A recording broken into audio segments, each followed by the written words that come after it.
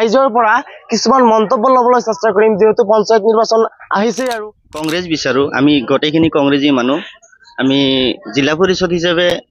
seconder প্ৰধানিক বিচাৰো আমাৰ বিধায়কৰ হাত মজবুত কৰাৰ কাৰণে আগন্তুক দিনত বিধায়কজনে আকৌ আমাৰ এমএলএ হ'ব সেই আশাৰে আমি আমাৰ হাতৰ দলত সকলোকে আমি ভোট দিবলৈ অনুৰোধ কৰিছো আৰু আমাৰ এই অঞ্চলৰ মানুহে দিব এইবুলি সমাগত পঞ্চায়ত নিৰ্বাচন বঙাইগাঁও জিলাৰ কুকিলাস্থিত যি বালাৰচৰ দ্বিতীয় খণ্ড আছে সেই দ্বিতীয় খণ্ডৰ আচলতে ৰাইজে কাক বিচাৰে আমি আচলতে আপোনালোকক পোনপটীয়া লাইভ যোগে দেখাবলৈ চেষ্টা কৰিম এতিয়া মোৰ লগত স্থানীয় এজন ৰাইজ আছে কেইজনমান ৰাইজ আছে আচলতে ৰাইজৰ পৰা কিছুমান মন্তব্য ল'বলৈ চেষ্টা কৰিম যেহেতু পঞ্চায়ত নিৰ্বাচন আহিছে আৰু ৰাইজৰ মতামত ল'বলৈ আমি আচলতে চেষ্টা কৰিম প্ৰথমে আমাৰ এয়াৰ টাইমৰ তৰফৰ পৰা আপোনাক ধন্যবাদ জনাইছো আচলতে এই 11 নং কুকিলাৰ যি 11 নং কুকিলাৰ অন্তৰ্গত বালাৰচৰ ৰাইজে আচলতে কাক বিচাৰে আচলতে আমি কংগ্ৰেছ বিচাৰো আমি গোটেইখিনি কংগ্ৰেছী মানুহ আমি জিলা পৰিষদ হিচাপে ছেকেণ্ডাৰ প্ৰধানিক বিচাৰো আৰু আঞ্চলিক সদস্য হিচাপে আমি কংগ্ৰেছে আবুল খায়েৰ আৰু আমাৰ এই অঞ্চলৰ গোটেই ৰাইজেই কংগ্ৰেছকে এইবুলি ভোট দিব আৰু কংগ্ৰেছ ইনশাল্লাহ জিকিব বাকী আৰু যি কেইজন কেণ্ডিডেট আছে তেওঁলোকক কিয় আপোনালোকে সমৰ্থন নকৰে কাৰণ কি কাৰণ আমি নিৰ্দলীয়ক ছাপোৰ্ট নকৰো আৰু বিজেপি গভৰ্ণমেণ্টে আমাক যিমান হাৰাশাস্তি কৰি আছে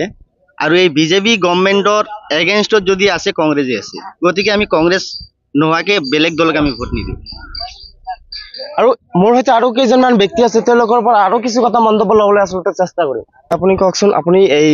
11 নং কুকিলাৰ আচলতে বালাৰচৰৰ এজন স্থায়ী বাসিন্দা হিচাপে কাক বিচাৰে আচলতে আপুনি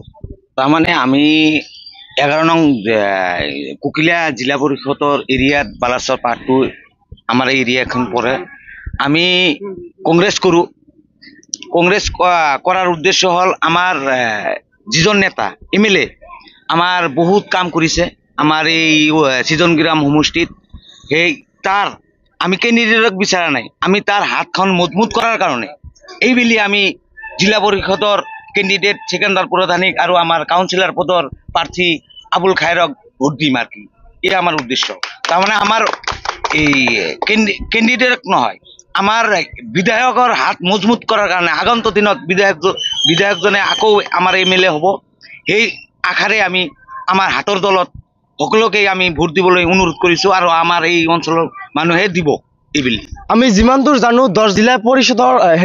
দাবীদাৰ আছিল তাৰ মাজত এজনক টিকিট দিয়া হ'ল বাকী 9জন ইতিমধ্যে নিৰ্দলীয় গৈছে বুলি আমি জানিব পাৰিছো কিমান দূৰ সঁচা আচলতে মিছা কথা বাকী 9জন যোৱা নাই এইটো একদম বোকাত মিছা কথা বহুত কেইজন 4জন না 5জন ইতিমধ্যে আমাৰ কেণ্ডিডেটৰ লগত আছে এই একদম বোকাত মিছা কথা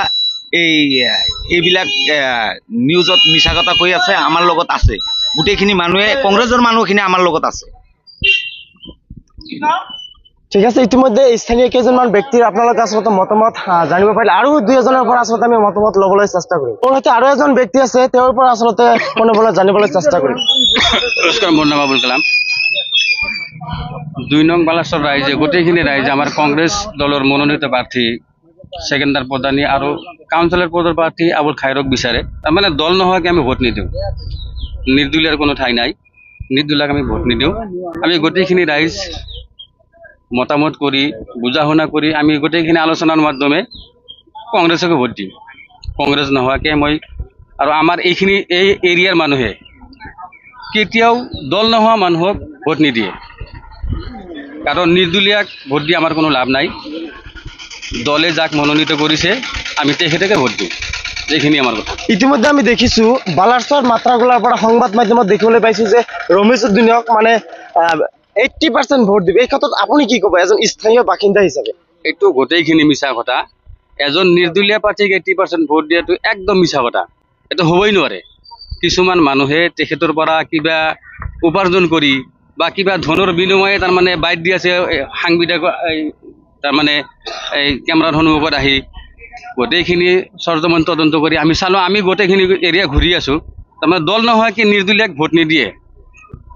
এইটোৱে কথা আৰু মোৰ সৈতে আৰু এগৰাকী ব্যক্তি আছে তেওঁৰ পৰা আচলতে কিছু কথা জানিবলৈ চেষ্টা কৰিম আচলতে আপুনি কাক ভোট দিব আমরা কংগ্রেসের মানুষ কংগ্রেস হাতত হাতত ভোট দিব নামটা 11 নং কুকিলার অন্তর্গত 11 নং কুকিলার অন্তর্গত 2 নং বালাসর ইতিমধ্যে কিন্তু এটা রিপোর্ট আমি ইতিমধ্যে লৈছো 7 তাৰিখত আসলতে কোনে জিকিব 7 তাৰিখত যে ভোট দিব 11 তাৰিখত আসলতে হে খাহি কোনে মাৰিব ইতিমধ্যে কিন্তু আমি স্থানীয় ৰাইজৰ পৰা কিন্তু আসলতে আপোনালোকক কিছু কথা জনাইছো